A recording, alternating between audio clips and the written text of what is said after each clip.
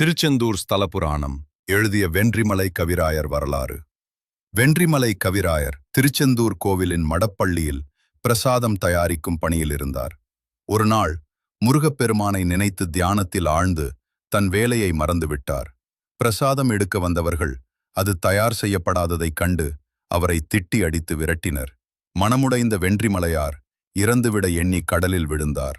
அப்போது முருகப்பெருமான் 6 முகங்களுடனும் 12 கைகளுடனும் காட்சி கொடுத்து, உனக்கு இன்னும் பணி உள்ளது, இவ்வாறு செய்யக்கூடாது என்று கூறி செவலூரில் இருக்கும் கிருஷ்ண சாஸ்திரியை சந்திக்கச் சொன்னார்.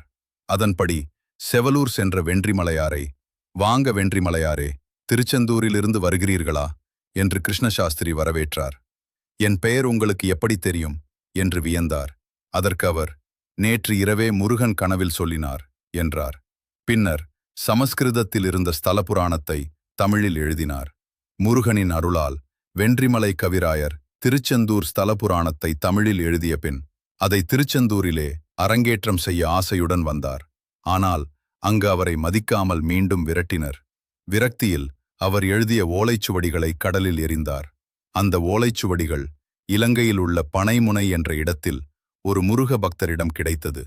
அவர் அதை பாதுகாத்து வடிவமைத்து வெளியிட்டார்.